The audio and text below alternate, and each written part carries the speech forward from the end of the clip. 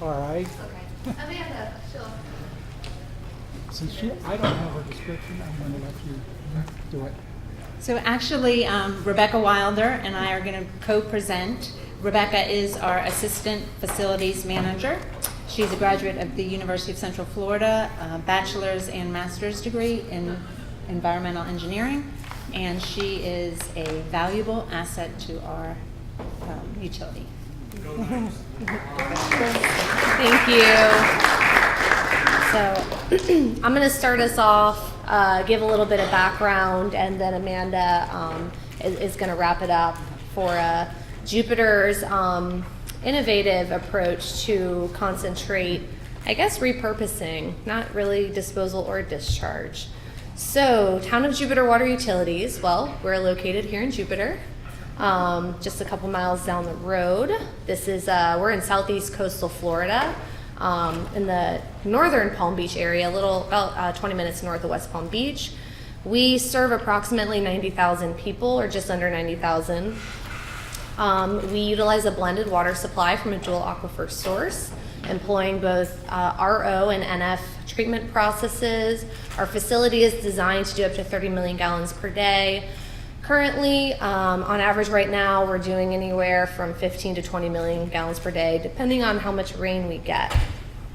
So a little bit of information on our facilities. Thank you to those of you that came to our tour yesterday. We're very proud of our plant.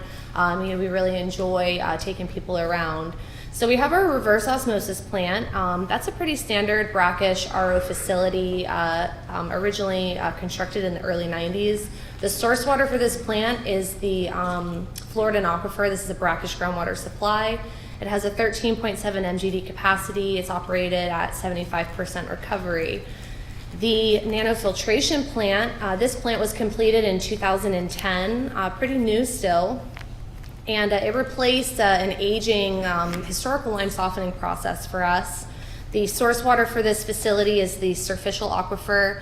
This is a shallow, fresh groundwater, unconfined aquifer. The facility has a 14.5 MGD capacity and operates at 85% recovery. So, like most municipalities, Jupiter is unique. We have multiple, often conflicting priorities. First and foremost is our customers. They desire high quality drinking water. I think everybody wants high quality drinking water. But that has really pushed us towards utilizing membrane technologies for virtually 100% of our treatment. There are limited freshwater supplies. So South Florida has distinctive wet and dry seasons, and sometimes those dry seasons are pretty prolonged. I was actually just reading, I think about 66% of the state of Florida is currently in what is classified as extreme drought. Fortunately, that doesn't include us yet. We did get quite a bit of rain in recent weeks, so maybe that's why. So that wet and dry season certainly affects our accessibility for freshwater supplies. We have the wild and scenic Loxahatchee River. That's a nationally protected water body. It runs right through the heart of Jupiter, as well as up into Martin County and then even further south into Palm Beach County. Because we're coastally located, we're at risk for saltwater intrusion. So all of these factors have certainly shaped our utility. And a lot of the decisions we've made about design and dealing with growth, we've used a lot of out-of-the-box thinking.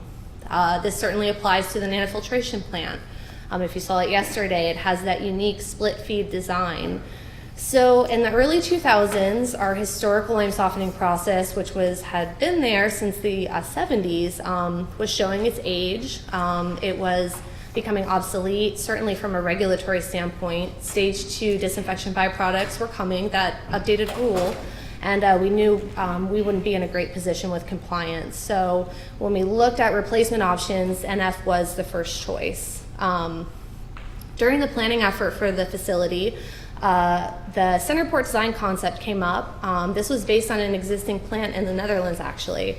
And one of the primary drivers for this was significant potential for energy savings. Most municipalities and probably most organizations don't like to be the first one to do something. So we did extensive pilot testing, to sort of figure out if this was going to work for us. And it uncovered multiple key components that were essential to the successful design. Obviously the plant was built, you saw it yesterday if you were at the facility, and it's run very well. One of the big things that we uncovered originally was that what was supposed to be a center port concept didn't quite work for us, and it ended up being a split feed. So here's some pictures there of the original pilot test skid, and then a snapshot of the process room. So during that pilot testing, we put a lot of consideration into membrane selection, where we weren't just thinking about permeate water quality, but we were also thinking about concentrate water quality. Anytime you have a new membrane project, you have to deal with, what am I going to do with this concentrate? Where am I going to put it? So we ended up landing on the Dow's NF270 membrane, 400 square foot. So this membrane is a lower rejecting nanofiltration membrane, but what we really needed from the nanofiltration plant was rejection of the disinfection byproduct precursor materials, for the stage 2 disinfection byproduct compliance. And this membrane achieved that for us while also giving some partial softening. And again, remember, we have that reverse osmosis plant, so it was pretty ideal to have the mineral-rich NF permeate blending with the RO permeate. But the other thing with choosing this membrane was the concentrate quality that we ended up getting. The concentrate TDS, I have a table here that just gives you a little snapshot or some averages of different constituents. But the TDS in that concentrate is about 1750 milligrams per liter. And it's really comprised mostly of calcium or other minerals. There's not much salt there. We're looking at about 65 to 70 milligrams per liter of sodium and chloride. So this was really an indicator for us that this concentrate was a resource rather than a waste, and certainly not industrial waste. So this then made us realize, we could potentially work together with the local wastewater utility, Loxahatchee River Environmental Control District, or LRD for short. They're just down the road from us. They are not under the same municipal umbrella as the town of Jupiter. They're a special district created by the state of Florida. And so they own and operate the wastewater treatment facility that serves the region. And in addition to that, they also do a lot of monitoring, protection, and restoration of the Loxahatchee River. Approximately 90% of LRD's treated wastewater effluent is delivered to their reuse system. They have been successfully managing that reuse system since the early 80s. There is quite a big demand for reuse irrigation in South Florida. There's a lot of golf courses, and people like their grass to be green. So in fact, during dry periods, the demand for reclaimed water actually exceeds supply. And so during the nanofiltration planning effort, LRD was trying to figure out ways to increase their reuse supply so they could meet that demand. And one of the reasons that their reuse program has been so successful is because all the entities in this area have recognized the importance of protecting freshwater resources, as that allows us to protect environmentally sensitive areas, including the Loxahatchee River. So the NF concentrate was recognized as a resource that could be safely returned to the environment through blending with reuse water for irrigation. This provided an ideal solution for the town for disposal of the concentrate. It also alleviated the need of LRD to increase their reuse supplies to address growing demands. And then there was a third player in there, was a developer. He was building a pretty large community with a golf course, and he needed irrigation water as well. So now we had three entities here that were pretty motivated to get this project to work. So how do you get something like this permitted and get the regulators to sign on? Florida Department of Environmental Protection actually has a rule that allows disposal of demineralization concentrate if you can demonstrate that there's no environmental harm. So we had to do some modeling. We had to figure out, okay, well, if we blend reuse with NF concentrate, what's that water quality gonna look like? And then what could it potentially do to the environment? Well, we settled on a 3-to-1 blend ratio.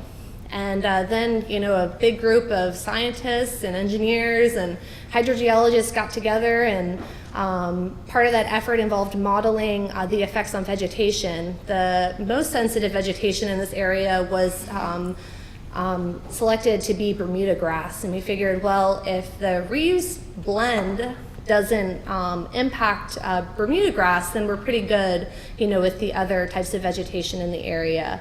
We also looked at groundwater impacts. So you have to meet primary and secondary drinking water standards at the edge of the zone of influence, I think is the way that's termed. So through some groundwater modeling, we're also able to demonstrate that 3-to-1 blend of reuse to concentrate would not negatively impact groundwater.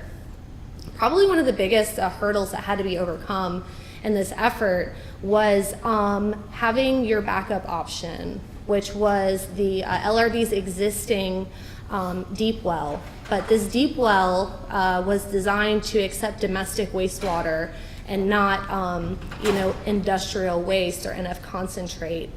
So we had to get around that. In short, the solution was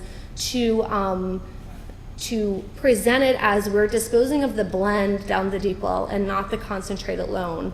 And as soon as you blend that concentrate with the reuse water, it loses its identity as an industrial waste. The state did proceed cautiously. In fact, there's TDS limitations for when they can go down their deep well with the blend, and the TDS limitation for going into the deep well is actually more stringent than the TDS limitation of the reuse blend to go out into the reuse distribution system. And then finally, we also needed an emergency disposal option. And the town, we used our existing surface water outfall that we used for disposal of our RO concentrate. And that's to be utilized in true emergency situations. In 7 years of operation, to my knowledge, I don't believe we've ever sent NF concentrate to our outfall, but we're allowed to do that for up to 30 days out of the year. So ultimately, the concept was well received by the state, as well as the Water Management District. And part of that too was their, that they recognized the need to preserve freshwater supplies, to not dig additional irrigation wells to supply irrigation water to golf courses, but that the concentrate, when blended with reuse, could serve that purpose. LRD received the permit revisions for land application of the blend with backup disposal in their deep well. Our permit was revised to allow for emergency surface water disposal.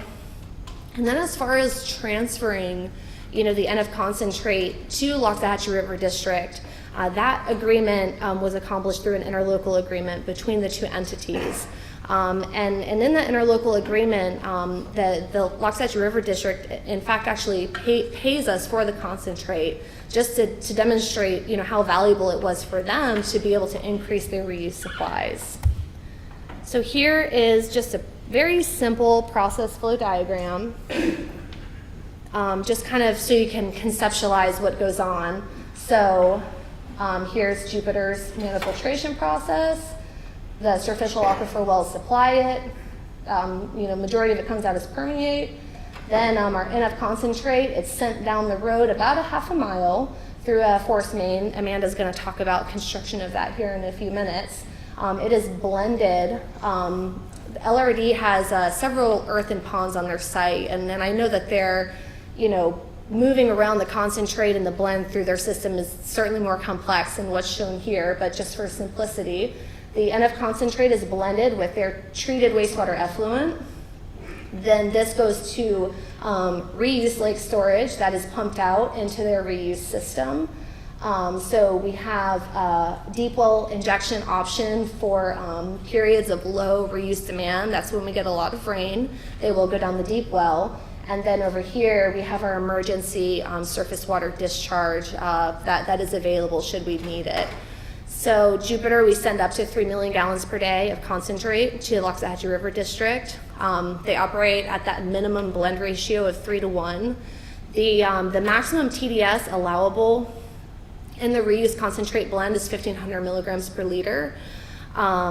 and then they're able to go down the deep well when no storage remains. I believe, I don't know for certain, but I believe the TDS limitation to go to their deep well is 1,000 milligrams per liter TDS. And then again, we have the surface water outfall during true emergency situations. But ultimately, reuse supplies were increased to meet their demand. And here's Amanda. Okay, so as Rebecca mentioned, this project was really a cooperative effort by 3 different entities with 3 different needs and all striving to reach one common goal. So the town of Jupiter had the need to find something to do with our nano concentrate, which we didn't view as an industrial waste.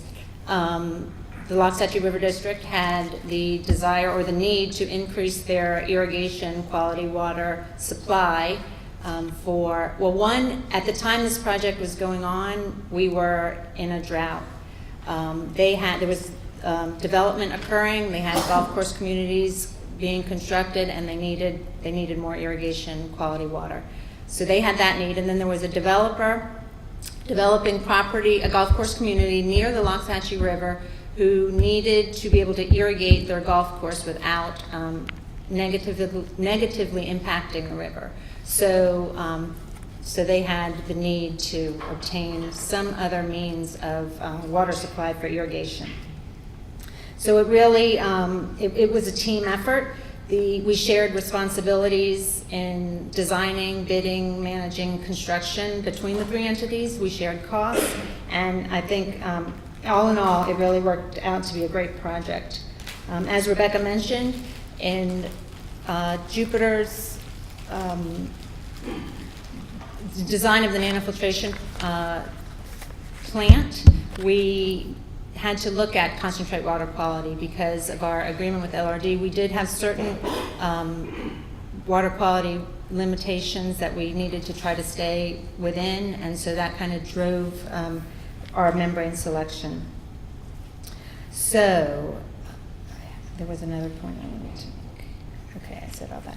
Okay, so the town of Jupiter, we took responsibility for designing and constructing the portions of the NF concentrate conveyance system that were on our site. Loxahatchee River District constructed the portions that were on their site, and then the developer designed the pipeline, constructed the pipeline from the water plant to the wastewater plant, which is approximately, I don't know, half a mile down the road. So this is just a visual aid, hopefully. Okay, so the water plant is actually right here. It's a blow-up view. This is our nanofiltration plant. Concentrate comes out the end of this plant and comes into a pipe right here.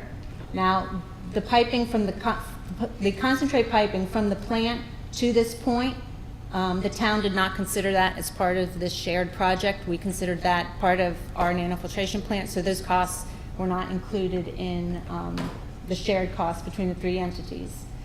The developer constructed the pipeline across Central Boulevard and then down the street to, let me go here. Across Central Boulevard, down the street to the wastewater plant. Here's the wastewater plant. And then the wastewater plant, piping comes up above ground here, and they constructed the piping from this point to their IQ ponds and then also to their deep injection well. So this is approximately the pipeline, the force main, as we call it, the NF concentrate force main, between the water plant and the wastewater plant is approximately, 2,700 feet. It was horizontal directional drill. It's about 45 feet below grade at its deepest point. So Town of Jupiter has a flow meter. We have a flow meter on our property, measure flows so we know what we're sending to LRD. LRD also has a flow meter down on their property so they can measure what or know what they're receiving. They should be the same.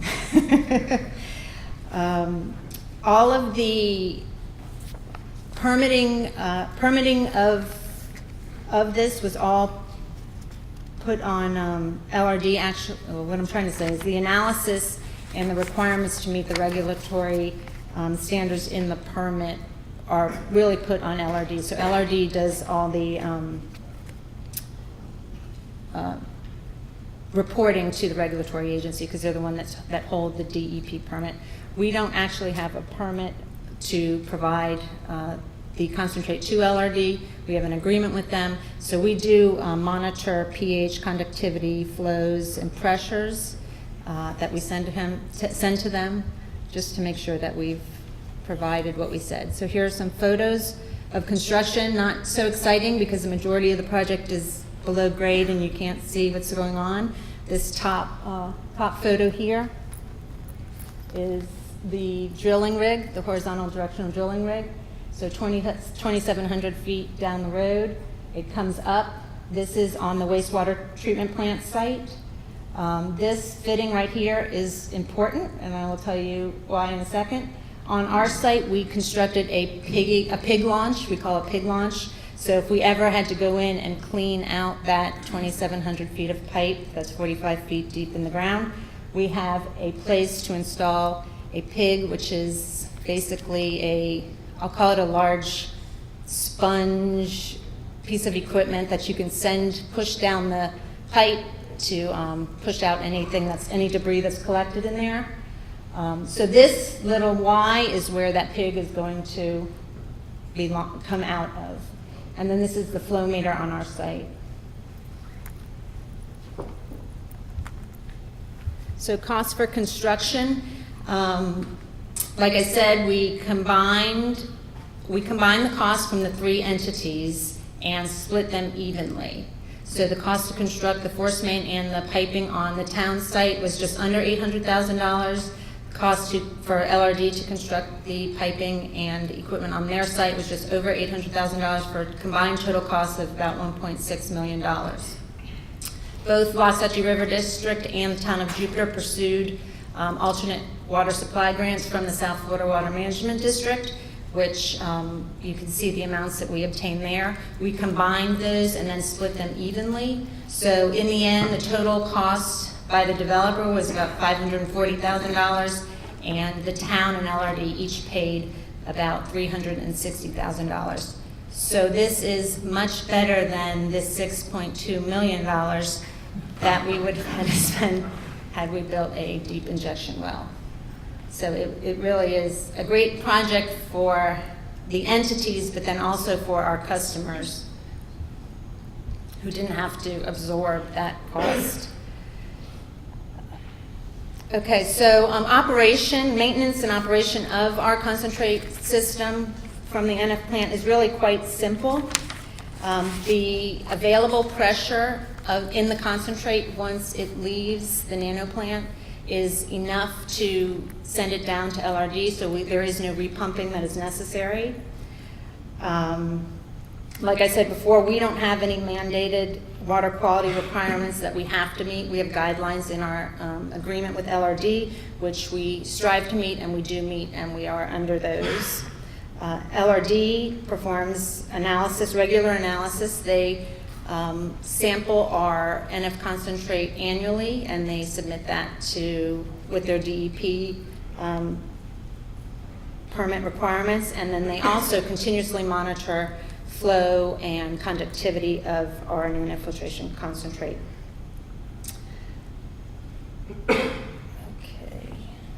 Okay, so we've noticed over the past 7 years that the nano plant, we're in 2007, past 7 years that the nano plant has been in operation, we've noticed a gradual but now significant increase in the head loss in that 2,700 feet of pipe between the water plant and the wastewater plant.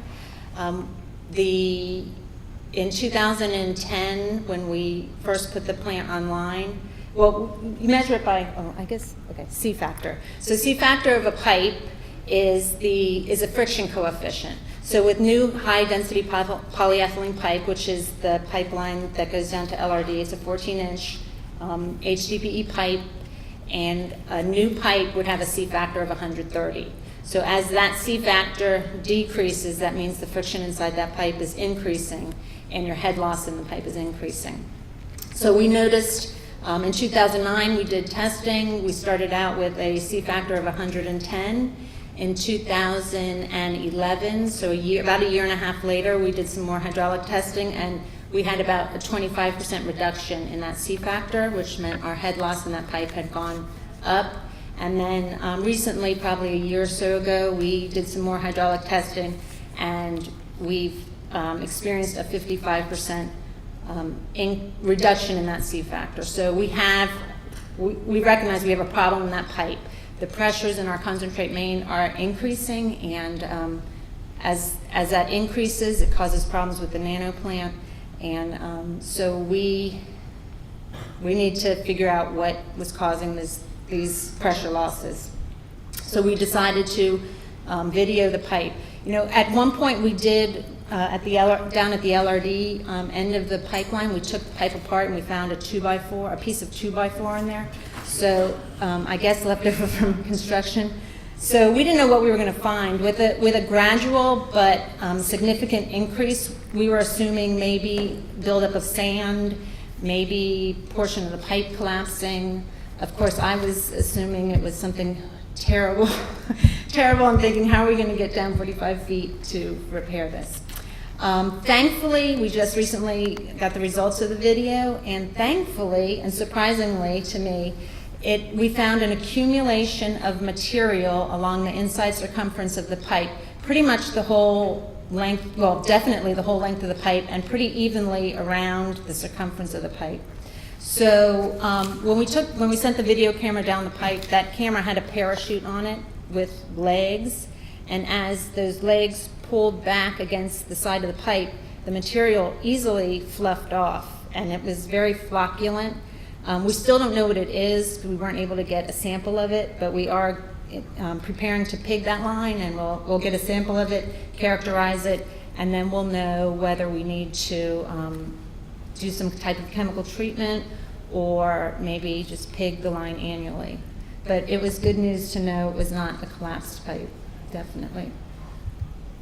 So in summary, concentrate is a resource, and I even hesitate to call it concentrate sometimes because I like to call it a byproduct, byproduct water that can be used as a resource, especially in our times of drought or in environmentally sensitive areas. Early planning in design and membrane selection is important in helping you determine how you can reuse concentrate as a resource, and entities can work together to reach a common goal, help share costs, and reduce the impact to our water customers, because all those costs eventually trickle down to them. Regulatory hurdles can be overcome with time, good, smart people, diligence, and then also, I mean, you do need some money to invest in overcoming regulatory hurdles. But if you can prove to them that, you know, with scientific analysis, that it is beneficial to the environment, they're willing to listen and issue permits. And so in the end, you know, this project was a win-win-win for our utility customers, the 3 entities involved, and the environment. So any questions? I'm curious, with that particular method of disposal or management of your residual stream, did you guys, is the wastewater capacity or the capacity of the wastewater plant so much greater than the flow of concentrate to where you didn't really have a situation where you run into an issue trying to meet that blending ratio? Because I've been involved in some other projects that use a similar approach, and since the RO plant or the NF plant more or less runs 24/7 and with the diurnal flows of wastewater, did you have any concerns with having to provide intermediate storage, or was that never really a concern? No, that's not really a concern. I mean, at most, we're sending them right now, let's see, if we had all 5 trains running, we'd be sending 2.5 million gallons a day. I don't know what size their wastewater plant is, but it's pretty significant. They have I think it's 27 acres of storage tanks. So Okay. we have that buffer. You've got all that. All that storage. So the calculation is performed once that water leaves the storage ponds? Yes, because we blend, yeah, it blends directly into their ponds. It doesn't go to the headworks of their wastewater plant. And the other thing too is that 3-to-1 ratio, I don't believe that that is a permit requirement, but rather was it's their permit, which I have not seen, like personally read, but it's more of the TDS limitation that they're restricted to in the reuse concentrate blend that they're having to meet, that they continuously monitor through conductivity. But you have the immense, lake storage, and I believe their facility is an 11 million gallon per day wastewater treatment plant. Yes. Yeah, two quick questions. One is, how much do they pay you to take the concentrate? How much you could sell it for? Because that's a very interesting precedent, which will be interesting to use in other applications. And second is, do they see any difference on the final use of it, on the irrigation side of things, regarding the quality of the water? How are the clients? Do they sense any differences with or without concentrate? I haven't heard of any complaints that they receive from that as far as water quality, color of the water. I don't think the nano concentrate affects it that much, especially at the blend that they do. And then as far as cost, It's about 26 cents a thousand. 26 cents. And it equates to about $225,000 a year to the water utility. yeah. So from looking at from the agreement, we sell it to them for 26 cents a thousand, and then they in turn sell it for more than that. Yes. Does the concentrate line up in the plant stay full, and is the precipitation equal throughout the whole line, or does part of the line drain? Is that where the precipitation is? No, the concentrate line stays full. The precipitation is around the entire circumference, so it's on the top of the pipe too. It's the weirdest thing. It's not dislodged by flow of water. Flushing water through the pipeline doesn't seem to move it, but dragging those little metal legs along it made it pop right off. So it's all consistent? Yeah. Yes. Is there any concentrate, byproduct treatment done for the NN? Byproduct, is it degassed or chlorinated or anything? No, we have the ability to chlorinate it, but we do not. You talk about doing like pipe loop study, just to simulate what's going on inside the pipe, while you're doing your cleaning and maintenance, maybe. I think first we're going to get a sample of it and find out what it is. And once we know what it is, I think we can pretty much figure out what we need to do. Excuse me, I didn't hear that. Any chance your anti-scaling has given up on you before water gets to the pipe? No chance. I don't know. No chance in that, right, Mo? PWC also no chance.